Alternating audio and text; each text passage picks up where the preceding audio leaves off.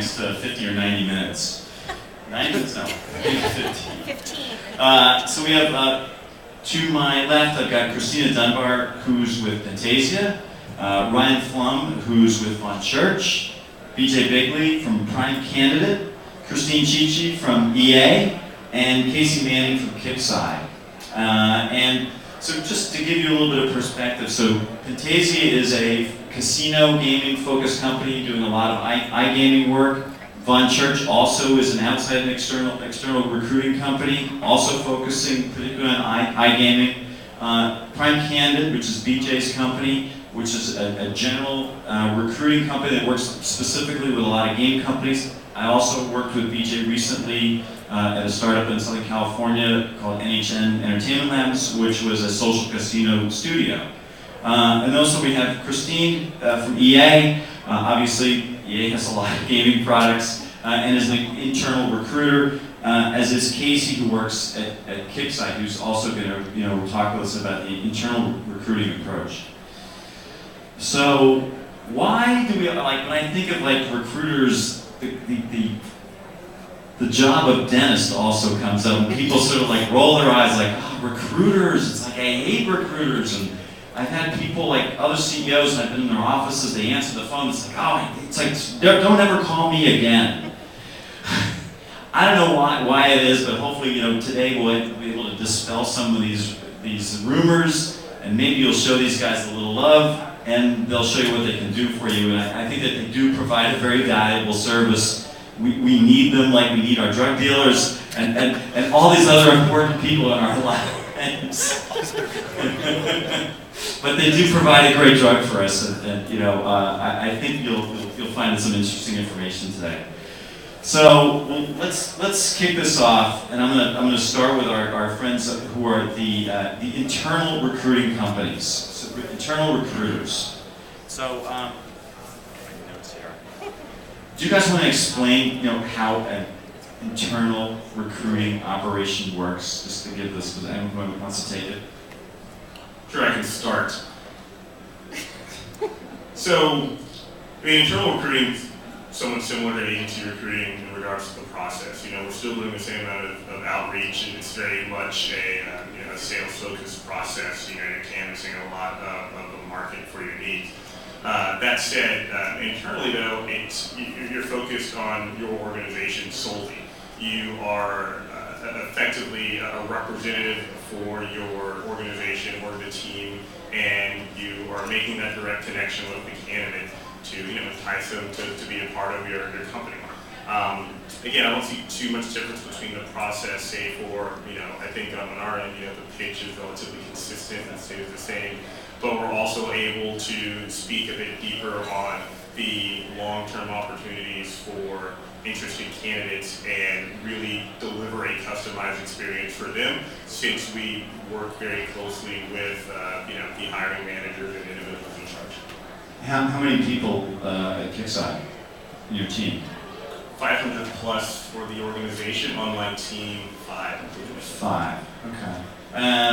And Christine, how about you? How many people? So I think he is 13,000 now. Within mobile, I think we're about 1,300 or so globally. And how many people on your team? So on my team, I'm more of a central group, so I support EA as a global organization, so there's probably 10 of us total, and we're all remote, so we work with all of our global needs. I think, instead of a drug dealer, George, I kind of call us connectors. I think that, everyone in this room, if you don't know a recruiter that's internal at a company, you should. And LinkedIn makes it so easy, and just making sure that you know what you want to do and where you want to be, and that's our job, is to make sure if there's someone we want to have in our company, we continue to keep that happening. And externally on your side, it's the same thing. It's being the connector. And so we need to be everywhere. We need to make sure we know top 25 games and who the players are and where they're going in the process, and following them through their career. And on the internal side, making sure our hiring managers know who those people are. That's our job. Ryan, do you want to explain how an external recruiting service works? Sure, thank you. I would say with us, we're not as immediate as we are passive recruiters and relationship builders. chances are the person you're talking to isn't going to be a perfect fit for the role you have open at that given time. Maybe they don't want that company size, maybe the location isn't perfect, maybe the budget isn't right. But what we do is when we make a connection with the candidate, we'll fully qualify them and figure out what is exactly they'll be looking for in their future job. What would make an ideal situation? And finding those passive candidates who aren't necessarily actively looking are going to be the most placeable candidates later on. So when a client comes to us and says they're looking for a very specific candidate, we have a full database full of people that if they're a perfect fit for what they're looking for, and that opportunity just happens to be the right role that will entice them to make that move, that'll be the most attractive candidate. So I'll say that from the agency side, it's not as much as immediate placements as it is long-term relationship building and finding the ideal situation for those candidates. Christina, so who do you work with? You work with the CEO? Do you work with the guys at the other end of the chairs, the internal recruiters? Do you approach them? Do they approach you? How does that all work? Yes, so I think we run the gamut. We love to work with internal recruiters because it's a partnership. We're not here to compete with filling a position. We're here to assist the organization. Sometimes, depending on the size of the organization, it is the CEO. It is directly talking to the CEO and presenting a candidate that is going to fit what they need for their future growth. But to kind of go back to what Casey was saying about the processes being the same, there's some specific job filling, it is the same. But the difference lies in being internal. I was an internal recruiter with MGM and ASAP in Las Vegas, and you can't easily be an internal employee and call your competitor and poach from your competitor. And so from the external side, I think that we can do more of an active headhunt, like Ryan said, finding the passive candidates that are going to be who you're looking for because they're happy and they're good at what they do. Okay. So how much? BJ, what are the fees? For you? I'm not going to ask you to renegotiate your fees, but what's the cost? It's all kind of relative. Typically, 20%, the 20% solution. That was the name of the talk. We work with different clients to try and give them a package that suits their needs. Which microphone? We do everything from retained search to contingency search. So 20%, that would be a standard. So explain the difference between those two kind of searches. So retained search would mean more of a payment through the process. It gives you more of a vested interest in our search rather than a straight contained where it's only payment to us for success. So I need a new lead game designer for my casino game. Okay. So how much? So retained search. How much? Is that like a retainer every month? Is it like 5,000? How like what's the average? Once again, it's going to depend on the situation. So every client's different. I'm not going to give you. You're not leaving here until you give me a number. We have all day. I'm going to negotiate. Yeah, it's just. Is it a percentage of that person's Most ultimate likely, salary? Yeah, it typically is going to break down to that. What we typically do, we'll give some sort of incentive for giving money through the process rather than just on the back end. So we'll try and give you a discount. Let's call it. So to be 15% of the salary, Not necessarily. 10% of the salary. Let's call it a sliding scale, depending on our client and where they are. A lot of times we're going to be dealing with a younger client, right, or younger in their business or in their product, and they don't necessarily have everything, right? So if they're going to invest in us, we'll invest in them, and we'll help them. Okay. Ryan, what's your experience in terms of you can do specifics if you want. Well, we're contingency based, but George, it's not how much it costs to make a placement for us. It's how much does it cost to not make a placement at all. Wow. That's beautiful. But I mean, I think that's a true thing. I think that's what we can really provide is that fast-moving placement based on the candidates that we do have those pre-existing relationships with. So in a way, I wouldn't think of it as much as how much does this one payment cost. It's if I don't fill this role in 2 months, how much money am I wasting by not getting my project going? And that's kind of the way I would personally look at it. Okay. Can I touch on that? Yes, you may. Thanks. So I look at retained and contingent somewhat similarly, but on the retained side, so you are paying as you go. The fee is going to stay the same. So whatever we agree the fee is per the person's base salary, it's just paid over time. And the reason that we want to do it retained is because we're going to give you information that you wouldn't get in the contingent search process. So contingent search is more of your active candidates that are out there that are kind of going to fit the mold, where a retained search is essentially paying for that exclusive amount of time that you're getting. You're getting a dedicated consultant on that search, getting market research, who's your competitors, who do you want to target, who do you think is going to be a best fit for this job. We're going to go out there, we're going to tell you why they said no, so you can have that information as to, is this the best way for me to fill my position? So if I'm looking for a C-level executive or a GM, that's what you would recommend. And especially on those searches, sometimes those come very confidentially. You certainly aren't going to post them. You don't want the incumbent to know that maybe they're up for replacement. So obviously it takes a level of tact, and a retained search kind of allows us to do that with some freedom and having the payments along the way. Okay.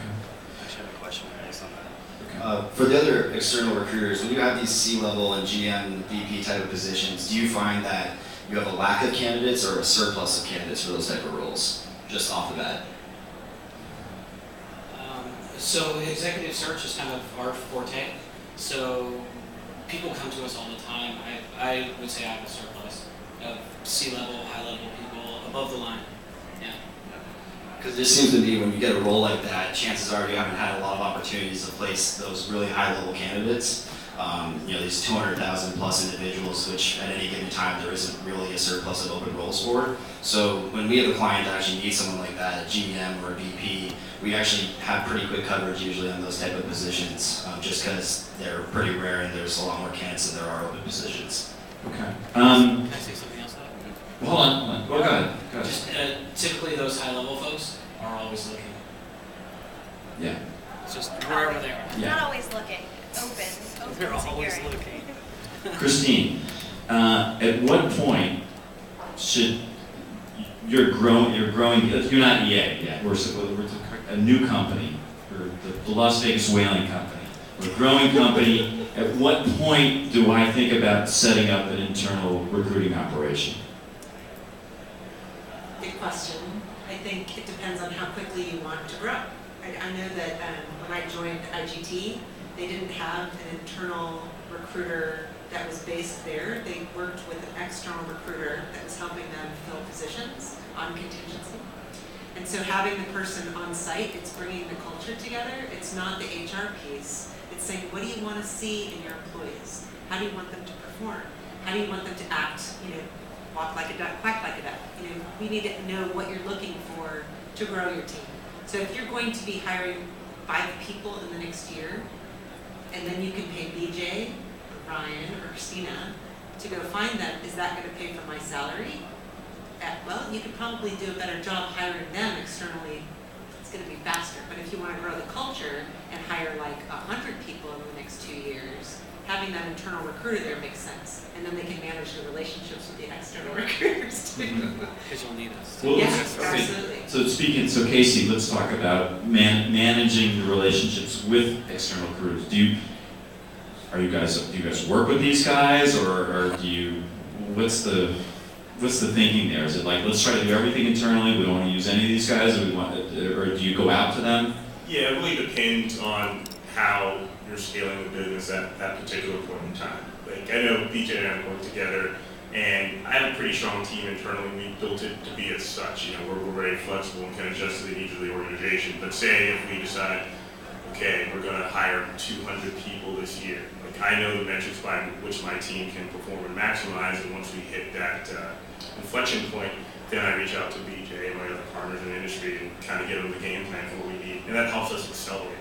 So it's a partnership which is really flexible but very effective for everyone involved, because I can give them a heads up, give them time to build their database, we coordinate on the candidates we've already seen and maybe people that we've missed, and execute against the plan. But at no means is it a totally cut off situation, but more of a, hey, we don't need you now, but let's stay in touch and let's make sure we work together to grow not only our business but just the industry as a whole. Okay. All right, Ryan, what happens when we have a flame out? Somebody doesn't work out, they've been working at the company for 3 weeks, and it's just like, this person's not right. We did not get the right person. What happens? What's the fallback? What are the remedies? Well, That never happens, but It never ever happens. Fortunately, you know, in my experiences, it doesn't happen that much. I mean, you know, I think that it kind of goes two ways. I think, you know, an external recruiter is an easy scapegoat in that situation. You can point fingers, you know, this is your fault. But chances are that there's something went wrong in the vetting process. You know, maybe the client didn't take long enough to, you know, really learn about this candidate. If this was a good person culturally or technically, you know, if this person just really didn't fit in, or if this person was just taking this job in the interim so they could maybe keep on interviewing or something like that. On the flip side of things, you know, there's a lot of things that could have gone wrong on our end. You know, we didn't ask the right questions. We gave them the wrong information. You know, they were going into a completely different situation than it actually turned out to be. So when that type of thing happens, I think that both the client